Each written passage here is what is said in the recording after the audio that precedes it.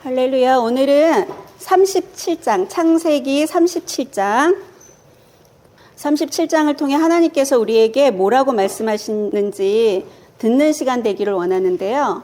하나님께서 여기 보면 야곱을 이어서 이제 요셉, 37장부터 50장까지는 이제 요셉에 대한 얘기가 계속 나올 거예요. 요셉은 굉장히 축복을 많이 받은 인물인데요. 근데 우리가 요셉 하면은 뭐 요셉의 창고직이다, 뭐 꿈꾸는 자다 그래갖고 굉장히 이렇게 축복 많이 받은 사람으로 우리가 많이 알고 있잖아요. 그런데 오늘 이 37장을 보시면은요, 이 요셉이 얼마나 부족한 사람인지를 보게 되실 겁니다. 오늘 이 요셉에게 무언가 숨겨진 죄, 이 숨겨진 죄가 요셉을 어떻게 하고 있는지를 좀 보는 시간 되길 원합니다. 1절부터 보겠습니다. 야곱이 가나안 땅, 곧 그의 아버지가 거류하던 땅에 거주하였으니 야곱의 족보는 이러하니라. 요셉이 17세의 소년으로서 그의 형들과 함께 양을 칠 때에 그의 아버지의 아내들 비라와 실바의 아들들과 더불어 함께 있었더니 그가 그들의 잘못을 아버지에게 말하더라. 이게 뭐죠? 요셉이요, 17세 소년이에요. 지금 17세 소년인데 지금 형들하고 지금 양을 치고 있는데 무슨 행동을 하냐면요, 그가 후반절에 그 형들의 잘못을 아버지에게 말하고 있어요. 이걸 뭐라 그러죠? 우리는 고자질이라 그러죠. 고자질을 하고 있어요. 요셉의 지금 성품 중에 고자질하는 성품이 있네요. 다음을 좀 보겠습니다. 3절. 요셉은 노년에 얻은 아들이므로 이스라엘이 여러 아들들보다 그를 더 사랑함으로 그를 위하여 채색옷을 지었더니. 이 요셉은요, 야곱이 굉장히 늙어서 얻은 아들이래요. 그랬더니 이 야곱이 여러 아들들보다 더 사랑했대요. 그래서 특별한 옷을 입히죠. 채색옷. 이 채색옷이 굉장히 중요한데요. 이 특별한 옷을 아들이 지금 몇 명이냐면요, 12명이에요.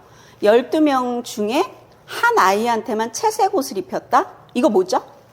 편애죠, 편애. 이 편애하고 있는 거죠. 근데 이 편애는 굉장히 무서운 거잖아요. 우리가 그 전에 배웠지만 지금 이 야곱의 아버지가 누구죠? 이삭이죠. 엄마는 리브가. 이삭과 리브가가 뭐가 있었죠? 편애가 있었죠. 이삭은 누구를 사랑했죠? 에서를 사랑하고, 리브가는 야곱을 사랑했죠. 엄마 아빠가 편애가 심해가지고 결국 이게 어떤 결과가 왔죠? 엄청나게 끔찍한 결과를 우리가 배웠잖아요. 그런데 지금 그 야곱도 또 그 행동을 되풀이하고 있습니다.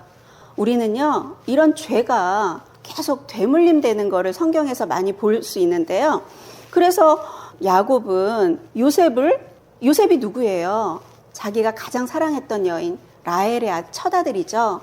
그러니까 그 아들을 너무 사랑한 거예요. 그리고 이 채색옷은 그 예전에는 그 옷들이 어떠냐면요, 약간 자루형으로 만들어가지고 이렇게 팔만 이렇게 뺀 다음에 허리 이렇게 묶어가지고 왜 입는 그런 옷들이었거든요.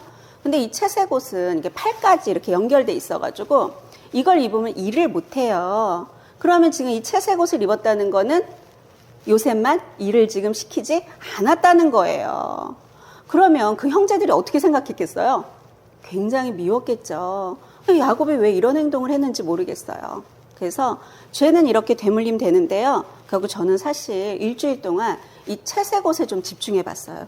도대체 이 채색옷이 무엇일까?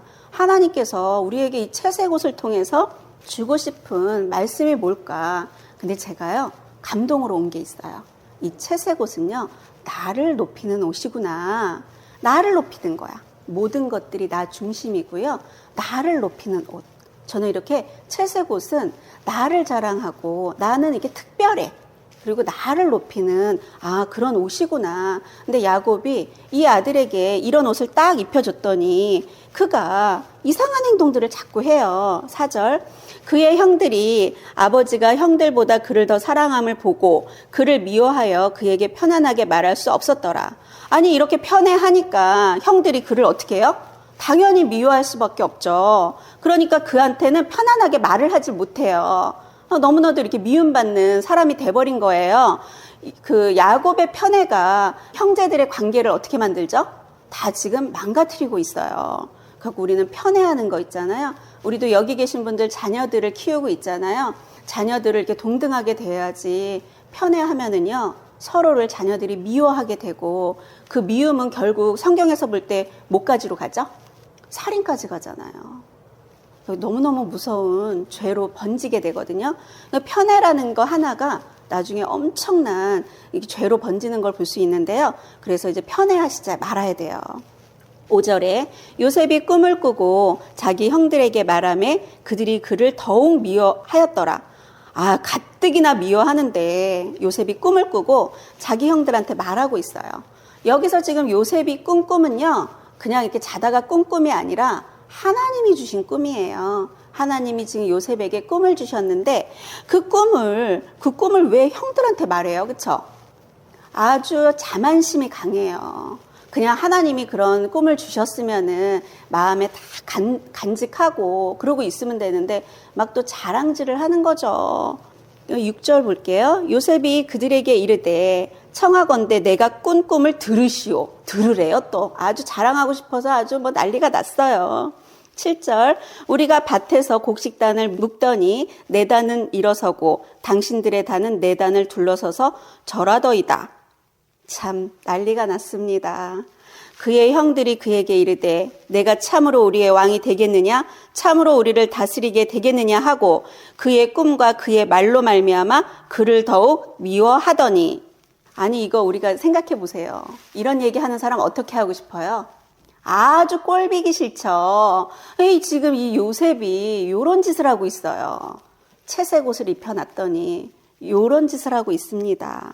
9절 요셉이 다시 꿈을 꾸고 그의 형들에게 말하여 이르되 내가 또 꿈을 꾼즉 해와 달과 11별이 내게 절하더이다 하니라. 그가 그의 꿈을 아버지와 형들에게 말하매 아버지가 그를 꾸짖고 그에게 이르되 내가 꾼 꿈이 무엇이냐 나와 내 어머니와 내 형들이 참으로 가서 땅에 엎드려 내게 절하겠느냐?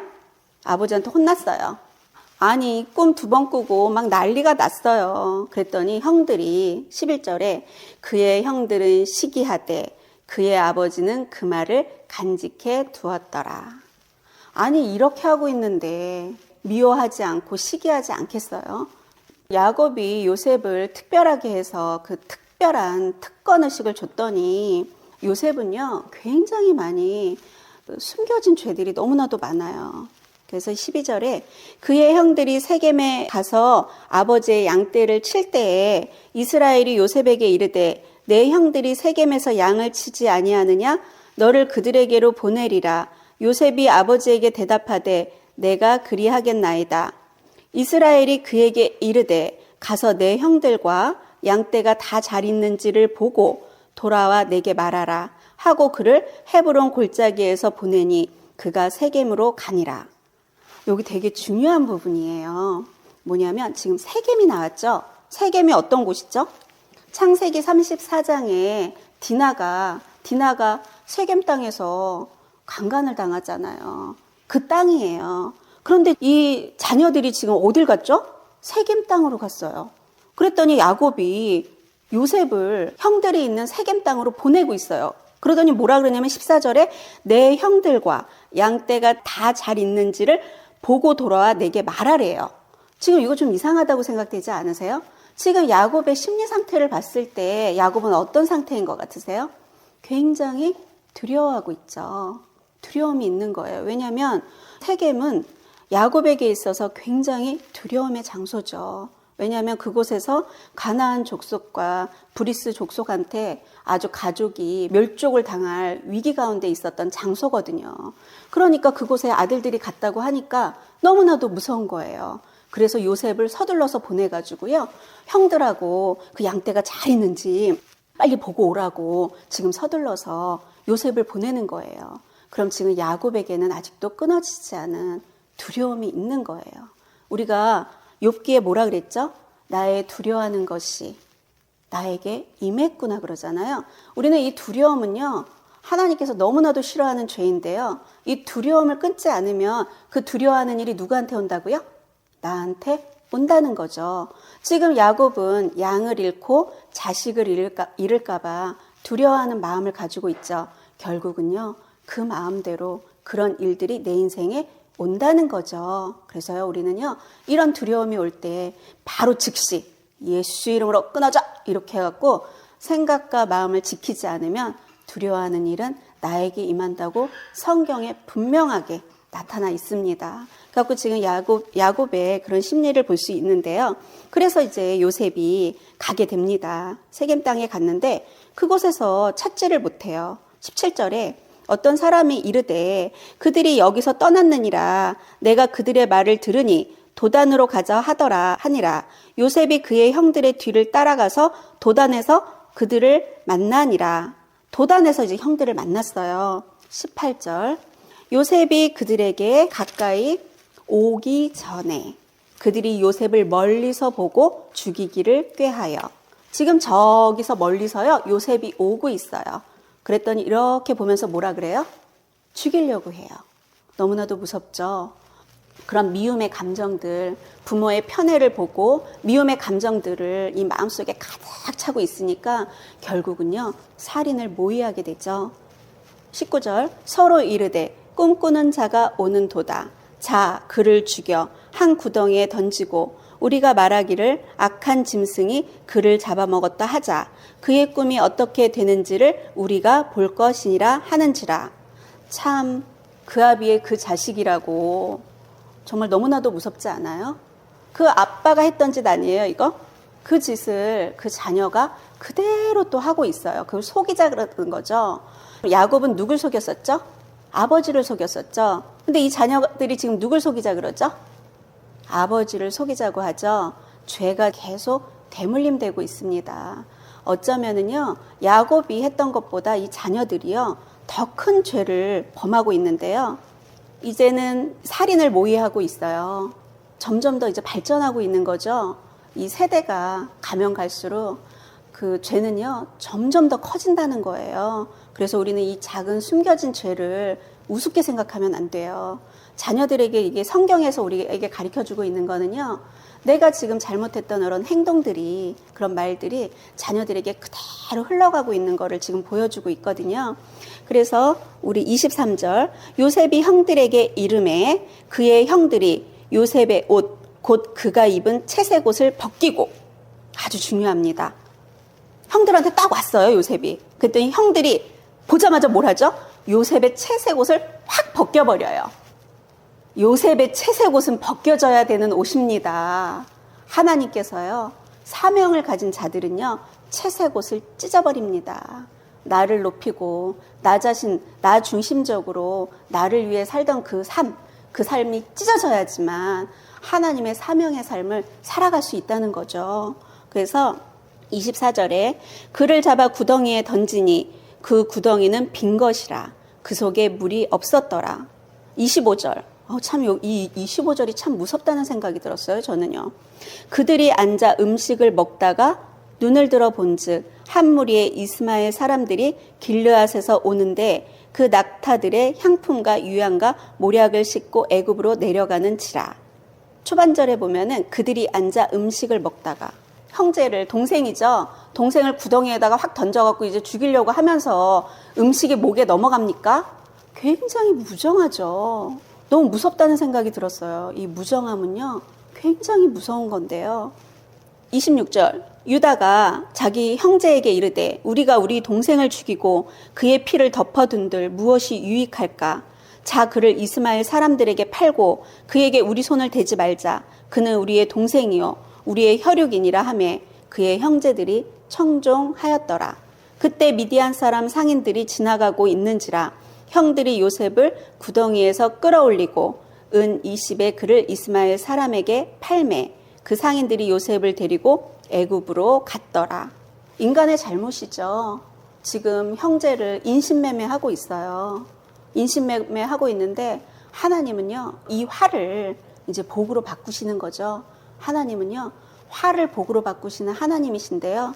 형제들이 동생을 은 20에 노예가 되게 팔아먹어요. 어떻게 이런 행동을 할 수 있는지 너무 끔찍한데요. 하나님이 선택한 하나님의 자녀가 이런 행동을 할 수 있다는 거에 대해서 더욱 놀라게 되는데요.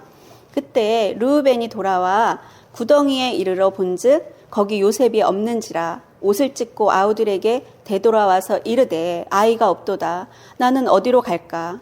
그들이 요셉의 옷을 가져다가 순염소를 죽여 그 옷을 피에 적시고 그의 채색 옷을 보내어 그의 아버지에게로 가지고 가서 이르기를 우리가 이것을 발견하였으니 아버지 아들의 옷인가 보소서 하매 거짓말이 보통이 아니죠. 야곱은 어떤 인물이죠? 속이는 자죠. 속이는 자. 속이는 자인데요. 자녀들이요. 속이는 게 아주 너무나도 끔찍합니다. 우리는요. 우리의 말과 우리의 행동들, 우리의 삶의 모든 것들이요. 자녀들에게 대물림 될 수밖에 없다는 것을 기억하고 내가 인생을 참 잘 살아야 되겠다. 그리고 지금 나의 숨겨져 있는 이런 죄들을 발견하여 샅샅이 끊어내서 정말 되물림 되지 않도록 예수 그리스도의 보혈 의지해서 이걸 끊어내지 않는다면 자녀들에게 이렇게 되물림 될 수밖에 없다는 것을 성경이 분명히 보여주고 있는데요. 33절 아버지가 그것을 보고 이르되 내 아들의 옷이라 악한 짐승이 그를 잡아 먹었도다. 요셉이 분명히 찢겼도다 하고 자기 옷을 찢고 굵은 배로 허리를 묶고 오래도록 그의 아들을 위하여 애통하니 그의 모든 자녀가 위로하되 그가 그 위로를 받지 아니하여 이르되 내가 슬퍼하며 수월로 내려가 아들에게로 가리라 하고 그의 아버지가 그를 위하여 울었더라. 36절 그 미디안 사람들은 그를 애굽에서 바로의 신하 친위 대장 보디발에게 팔았더라. 야곱은 진짜 모든 것들을 잃은 것처럼 너무나도 지금 슬퍼하고 있죠. 그런데 우리 좀 관점을 좀 달리 해볼까요? 우리는 이거의 결말을 알잖아요. 그런데 지금 야곱은 어떤 마음일까요? 너무나도 끔찍하죠. 자기도 지금 죽고 싶다 그러잖아요. 너무나도 끔찍하죠. 그런데 하나님은요. 미래는 다 하나님의 손에 있거든요. 하나님의 손에 있는데 우리는 이 결말을 알기 때문에 뭐 이렇게 지금 슬퍼하고 있는데 결말은 이래 이러지만 이 야곱의 입장은 지금 어떠냐는 거예요. 끔찍하죠. 지금 우리가 많은 고통과 어려운 가운데 살고 있죠. 우리는 내일 일을 알지 못해요. 내일 하나님께서 무엇을 계획하고 있는지 우리는 모른다는 거죠. 근데 오늘 이 말씀 속에서 우리에게 뭐라고 위로하는 것 같으세요? 미래는 나의 손에 있어. 내가 너를 위해서 많은 것들을 지금 조종하고 있단다. 이러는 거죠. 요셉이 무슨 노예로 팔려가서 꼭 죽을 것 같잖아요. 우리의 눈에는요. 형제들에게 무슨 인신매매 당해가지고 지금 이렇게 애굽으로 노예로 팔려가는 요셉의 인생은 꼭 다 끝난 것 같잖아요. 그런데 하나님은요, 몇십 년 뒤에 온 세상에 임하는 기근의 때를 위해서 요셉을 지금 준비하고 계신다는 거죠. 하나님은요, 우리 미래를 이미 준비하고 계십니다. 그래서 우리 지금 코앞에, 우리 바로 이 눈앞에 자녀들이든 어떤 문제든 어떤 상황이든 막 죽을 것 같은 이런 상황 같은 데 있을 때 있잖아요. 그럴 때 우리는 너무나 걱정하고 두려워할 필요가 없습니다. 그 하나님만 우리가 신뢰한다면 하나님은 지금 내 편이시고 하나님이 지금 나를 위해서 일하고 계신다는 거를 믿으시기 바랍니다. 그래서 우리는요, 당장 이 눈앞을 보면 안 돼요. 코앞을 보면 당장 낭떠러지에서 죽을 것 같잖아요. 여기서 떨어지면 꼭 죽을 것 같잖아요. 저도 그랬던 것 같습니다. 8년 전에 제가 이 하나님 한 분을 붙잡고 꼭 대롱대롱 매달려 있는 것 같은 기분이었어요. 저 하나님 한 분 이거 잘못되면 어떡하지? 막 이랬어요. 내가 지금 하나님 한 분 딱 붙들고 진짜 이러고 있는데 이거 잘못되면 어떡하지? 왜냐면 난리가 났었거든요. 그런데요. 그 하나님은요. 저는 그런 기분이었어요. 매일 낭떠러져서 떨어지는 기분이었어요. 그런데 꼭 낭떠러지 탁 떨어져서 그 마지막 그 바닥에 닿기 직전에 있죠. 저를 항상 이렇게 올리시는 거예요. 그러면 이래요, 제가. 하나님 좀 진작 좀 이렇게 올려주시지. 죽기 일보 직전에 꼭 이러십니까? 맨날 이러죠, 제가. 그런데 하나님은 죽게 내버려 두질 않았다는 거예요, 저를. 계속. 왜 그랬을까요?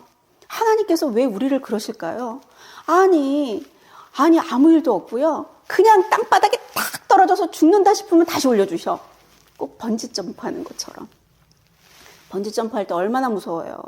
근데 나중에 그 물속에 그냥 확 빠져서 우리가 죽는 게 아니잖아요. 그 끈이 우리를 확 올리는 것처럼. 그렇게 하나님이 저를 하시더라는 거죠. 왜 하나님은 이렇게 하실까요? 왜 요셉을 부르시고 13년이라는 시간을 요셉은요, 광야의 시간을 가게 되거든요. 너무나도 끔찍한 시간을 가게 되는데요. 왜 그 13년이라는 시간을 주냐는 거예요. 하나님께서 모세를 부르시고 40년을 광야에다 두시죠.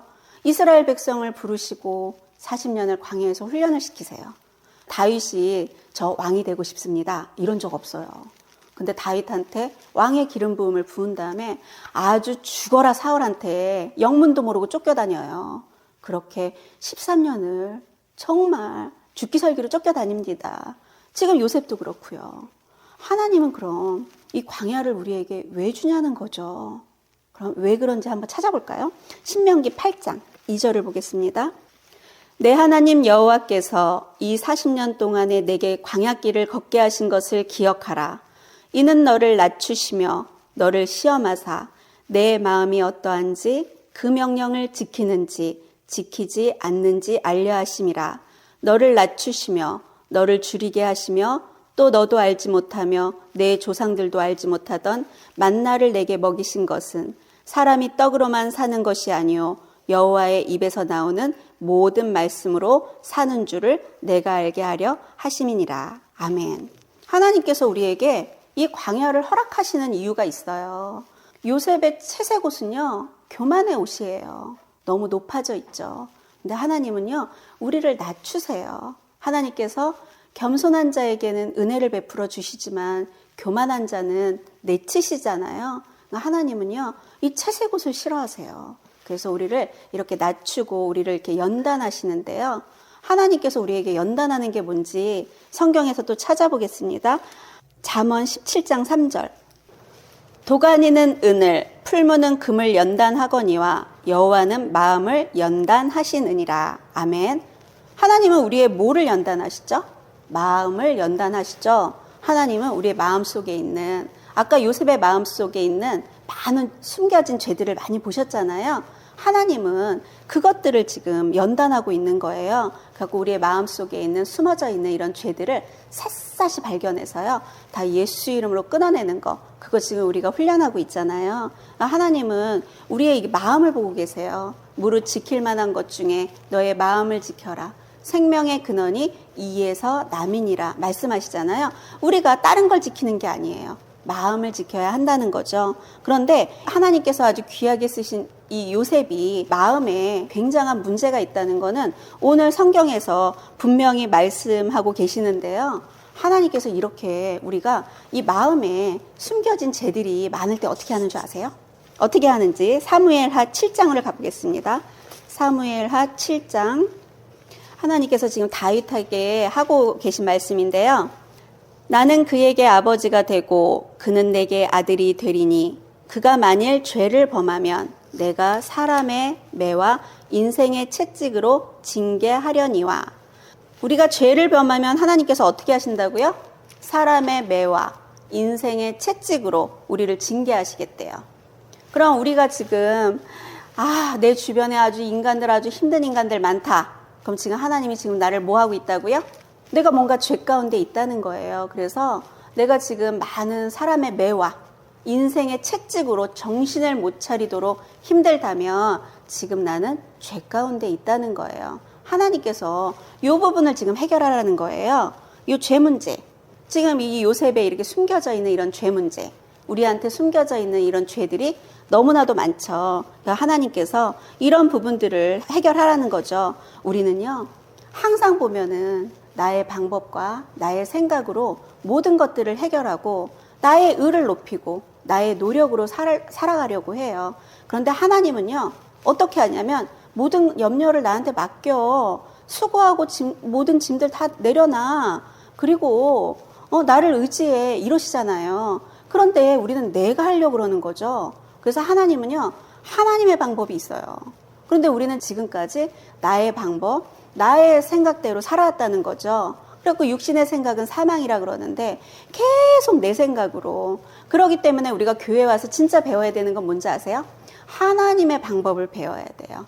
하나님이 이런 나의 상황 가운데 어떻게 하길 원하시는지, 하나님은 어떤 방법을 원하시는지 그 방법을 배워야 되는데 우리는 우리는 이 땅에서 살면서 항상 내 생각대로 살아왔기 때문에 항상 그게 계속 돌아가고 있다는 거죠. 어떤 상황과 문제가 딱 생기면은 내 생각대로 해결을 하려고 해요. 내 뜻대로 하려고 그러고. 하나님은 그게 아니라 하나님을 의지하고 하나님의 말씀대로 인도하시려고 우리를 연단하고 있다는 거죠. 그래서 이 요셉은 13년간의 연단을 받고 요셉이 이제 어떤 사람이 되는지 한번 볼까요? 창세기 45장 5절로 가보겠습니다. 이렇게 부족했던 요셉이요, 13년의 연단의 과정을 겪은 다음에 이제 형제들을 만나죠. 우리 지금 만약에 이런 연단을 제대로 못 받으면 우리는 어떻게 해야 되죠? 나를 팔아먹었어. 형제들이 나를 팔아먹었어. 막 우리 용서할 수 있나요? 용서할 수 없죠. 죽이려고 하고 막 팔아먹었어. 이거 용서할 수 없는 거 아닌가요? 뭐 이렇게 남의 얘기라서 뭐 쉽게 지금 생각하실 수 있겠지만, 아니 여기 계신 분들 형제들 있으시잖아요. 그 형제가 날 팔아먹었다니까. 작은 돈에 나를 팔아먹어서 노예로 저기 멀리. 용서하실 수 있으시겠습니까? 이거 너무 용서할 수 없는 상황이죠. 그런데 이제 이런 연단의 시간을 갔던 요셉이 뭐라고 얘기를 하냐면요, 45장 5절에 당신들이 나를 이곳에 팔았다고 해서 근심하지 마소서, 한탄하지 마소서. 하나님이 생명을 구원하시려고 나를 당신들보다 먼저 보내셨나이다. 이 땅에 2년 동안 흉년이 들었으나 아직 5년은 밭갈이도 못하고 추수도 못할지라. 하나님이 큰 구원으로 당신들의 생명을 보존하고 당신들의 후손을 세상에 두시려고 나를 당신들보다 먼저 보내셨나니, 그런즉 나를 이리로 보낸 이는 당신들이 아니요 하나님이시라. 하나님이 나를 바로에게 아버지로 삼으시고 그 온 집의 주로 삼으시며 애굽 온 땅의 통치자로 삼으셨나이다. 아멘. 야, 이거 너무 놀랍지 않아요? 요셉이 달라졌습니다. 어떻게 이런 고백을 할 수 있죠? 하나님의 뜻을 알게 된 거예요. 내가 이렇게 형제들이 이렇게 했지만 마음을 진짜 주님 안에서 다 해결하고 하나님의 뜻을 바라본 거죠. 그랬더니 하나님께서 이렇게 나를 기근의 때를 준비하시려고 이렇게 앞서 나를 이렇게 보내셨구나. 그러면서 형제들을 용서할 수 있게 되었다는 거죠. 굉장히 넓은 마음. 그 용서만 한 게 아니라 그 가족들을 이제 다 먹여 살리는 그런 넓은 마음이 되잖아요. 그런데 이 요셉을 이렇게 요셉되게 하신 분이 누구시죠? 바로 하나님이시라는 거예요. 하나님은요, 여기 계신 성도님들을 선택하시고 부르셨다는 거예요. 그리고 지금 연단의 과정을 겪고 계시죠. 그럼 우린 뭘 해야 될까요? 숨겨진 죄들을 다 하나님 앞에 회개하고 낱낱이 고하고 그리고 버린 다음에 하나님이 쓸 수 있는 나의 상태를 만들면 되죠. 지금 요렇게 요셉이 된 다음에 요셉이 막 또 엄청나게 힘든 인생을 사나요? 아니잖아요. 너무나도 축복된 인생을 살잖아요. 하나님이 내 인생에 지금 계속 사람 막대기와 인생이 채찍이 날아다닌다는 거는요, 아직 내가 지금 연단의 시기라는 거예요. 그렇다면 오늘 지금 우리가 무엇을 해야 될까요? 이런 연단의 시기에. 다른 거 할 게 아닙니다. 나의 숨겨진 죄를 찾아내는 거, 그게 가장 중요합니다. 그런데요, 우리는 이런 죄를 졌을 때 어떻게 하면 될까요? 하나님께서 예수님을 통해 우리의 죄를 다 가져가셨잖아요. 그러니까 하나님 너무 감사합니다. 하나님 너무 감사해요. 그러면서 우리의 죄를 낱낱이 그분께 고백하고, 그렇게 우리에게 은혜를 베풀어 주신 하나님께 감사하고 예수님께 감사하고 우리의 죄를 회개하고 돌이키면 된다는 거죠. 그러면요, 우리는 하나님께서 이제 쓸 수 있는 그런 사람들이 된다는 거죠. 그러면요, 우리는요, 이 모든 것들이 그냥 믿음으로 가능해요. 믿음으로. 우리는 다 양 같아서 각기 제 길로 갔거늘 여호와께서는 우리 모두의 죄악을 예수님에게 담당시키셨다 그러잖아요. 우리의 그 죄를 어떻게 하셨대요? 다 가져가셨다 그러잖아요. 우리는요, 이제는요, 그 사실을 믿기만 하면 됩니다. 믿기만. 하나님, 우리의 어떠함이 아니에요. 지금 요셉이 지금 엄청나게 축복받은 사람인데 부족한 사람이었잖아요. 그렇죠? 이렇게 엄청나게 부족한 사람을 하나님께서 고쳐가지고 엄청난 축복을 부어주시잖아요. 우리는 근데 요셉보다 우리가 더 나아요. 왜냐하면요, 이건 지금 구약입니다.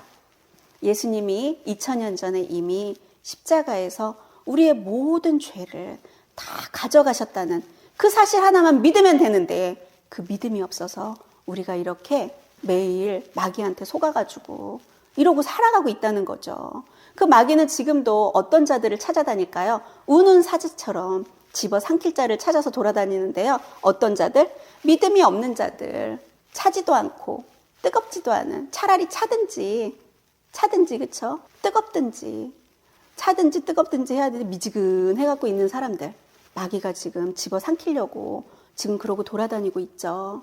그러면요, 우린 앞날을 알 수 없잖아요. 그런데 이 앞날에 이 역사의 주인 되신 그 주님 손에 모든 것들이 있다면 우리는 지금 누굴 바라봐야 될까요? 그 주님을 바라봐야죠. 그 주님을 바라보고 그 주님이 나를 이 땅 가운데 부르신 그 목적을 깨달아서 그것들을 나에게 말씀하시는 그 주님의 음성을 들어야죠. 그리고 거기에 순종하여서 나아갈 때 하나님의 기쁨이 되고 우리가 하나님께 영광 올려드릴 수 있는 그런 귀한 삶을 살아갈 수 있다는 거죠. 그럼 이제 우리 인생이 너무 쉬워지지 않나요? 저는 여기 지금 청년들이 있는데요. 저 청년의 때에 저는요, 인생이 너무 힘들었어요. 왜 이렇게 힘들지? 뭔가 이렇게 가슴 한켠이 뭔가 텅 비어버린 듯한 이런 느낌들 있잖아요. 채워지지 않는 이 공간이 무엇으로 채울 수 있을까? 그래서 내가 좋아하는 모든 것들을 막 해봤던 것 같아요. 내가 하고 싶은 것들을. 그런데 이 공간들은 채워지지가 않는 거예요. 근데 그 공간은 누구로 채워질 수 있는지 아세요? 오직 하나님으로만 채울 수 있는 공간이었더라고요. 그 하나님이 내 이 빈 공간을 가득 채워버리니까 이제는 그 어떤 것도 두렵지 않고, 그리고 그 어떤 것도 부럽지 않고 너무나도 기쁘고 감사하고, 제가 예전에 그런 말씀 드린 적 있잖아요. 항상 기뻐하라, 쉬지 말고 기도하라, 범사에 감사하라. 이는 그리스도 예수 안에서 너희를 향하신 하나님의 뜻이니라. 하나님이 우리에게 우리한테 원하고 있는 뜻은 우리가 항상 기뻐하고 쉬지 말고 기도하고 범사에 감사하는 건데, 그걸 어떻게 하고 살아? 이랬는데요. 그 하나님이 나한테 가득 차버리니까요, 그건 너무나도 어려운 일이 아니더라고요. 그냥 기뻐? 그냥 기도가 절로 나오고요. 그냥 어떤 하나님을 사랑하는 자, 그 뜻대로 부르심을 입은 자들에게는 모든 것들이 합력하여 가장 좋은 축복이 되게 하나님께서 해주시겠다고 약속하셨잖아요. 좋은 일이나 안 좋은 일. 지금 이 요셉이 지금 겪은 일은 화잖아요. 엄청나게 비극이죠, 비극. 이 비극을 하나님은 가장 좋은 복이 되게 만들어 주시잖아요. 하나님은 로마서 8장 28절에 약속하고 계신다는 거죠. 화를 당하셨습니까? 비극의 주인공이 되셨습니까? 제가 8년 전에 어마무시한 비극의 주인공이 됐죠. 앞을 볼 수 없는 최악의 상황 가운데 있었죠. 그런데 하나님은요, 그것을 저에게 복으로 바꾸셔갖고요, 지금 이 자리에서 이렇게 귀한 성도님들 앞에서 말씀을 전하는 자로 저를 세워준 줄 믿습니다. 그래서 저는요 항상 기쁩니다. 그리고요, 하나님께서요 범사에 감사하라, 모든 것에. 요셉은 그 비결을 배운 거예요. 이런 최악의 상황에서 감사할 줄 아는 거 있죠. 지금 너무나도 힘든 상황에 계십니까? 이 말씀을 맺으면서요, 야고보서 5장 13절로 가보겠습니다. 야고보서 5장 11절부터 보겠습니다. 보라, 인내하는 자를 우리가 복되다 하나니 너희가 욥의 인내를 들었고 주께서 주신 결말을 보았거니와 주는 가장 자비하시고 긍휼히 여기시는 이시니라. 13절, 너희 중에 고난당하는 자가 있느냐? 그는 기도할 것이요. 즐거워하는 자가 있느냐? 그는 찬송할지니라. 아멘. 어려운 가운데 계시다면요, 그 주님만 바라보십시오. 그 주님한테 모든 답이 있어요. 사람 찾아다녀봐야 아무런 답도 얻을 수 없습니다. 그리고 즐거워하는 자가 있습니까? 그러면요, 하나님을 찬양하십시오. 그 하나님께 감사하십시오. 그럼 하나님은 감사할 때 더욱더 큰 감사를 우리에게 주시는 하나님인 줄 믿습니다. 너무나도 오늘도 하나님께서 말씀으로 우리에게 말씀하고 계시잖아요. 그렇죠? 우리에게 정말 모든 답을 다 주셨어요. 그러니까 오늘 이 들은 말씀대로 내가 나의 죄를 하나님께 회개하고 이제 돌이키시면 돼요. 돌이키시고요. 그리고 하나님 예수 그리스도를 통해 나의 이 모든 죄를 가져가 주셔서 너무나도 감사합니다. 예수님 감사합니다. 예수님 사랑합니다. 너무나도 감사합니다. 이게 우리의 최고의 기도예요. 기도가 막 많은 말들을 막 따따따따따 하는 게 기도가 아니라요. 그 하나님 너무 감사하고 그 예수님이 나 때문에 그렇게 십자가에서 못 박혀 돌아가신 게 너무 감사하고 그 감사하다고 말씀드리는 거 있죠. 이게 하나님께서 우리에게 받으실 최고의 예배인 줄 믿습니다. 그래서요, 여기 계신 성도님들 항상 기뻐하십시오. 사도 바울이 빌립보 감옥에 갇혔을 때 내가 다시 말하노니 기뻐하라. 기뻐하라 그러잖아요. 어떻게 감옥에 갇혀가지고 네로 황제가 너무나도 아주 무서운 황제잖아요. 그런 황제가 이제는 내일 일을 몰라요. 사도 바울은 내일 일을 알지 못하는 그런 상황 가운데 어떻게 이렇게 빌립보서를 읽어보세요. 기뻐하래요. 기뻐할 수 없는 상황입니다. 이 내일 어떻게 될지 몰라요. 막 진짜 사자가 뜯어먹고 너무 끔찍하게 막 사형시키고 그러잖아요. 네로 황제가. 그런데 두려운 가운데 벌벌벌벌 떨어야 되는 상황인데 기뻐하래요. 그래서요, 우리는요, 기쁨을 선택하는 거예요. 이게 어떻게 될지 모르고 너무나도 걱정, 근심, 염려 가운데 있을 때 우리는 기쁨을 선택하고 할렐루야 하나님 감사합니다. 우리는 지금 현재 요셉처럼 지금 임신매매 당하고 형들에게 팔렸을지 모르겠지만 이제 미래에 하나님께서 어떤 때를 준비하셔가지고 우리에게 짠 하고 이 때를 위해서 내가 너를 이렇게 연단해 왔다 이렇게 말씀하시는 날이 분명히 있다는 것을 믿으시기 바랍니다. 그 때를 위해서 항상 기뻐하고 쉬지 말고 기도하며 범사에 감사하는 성도님들이 되시기를 예수님의 이름으로 축복드립니다.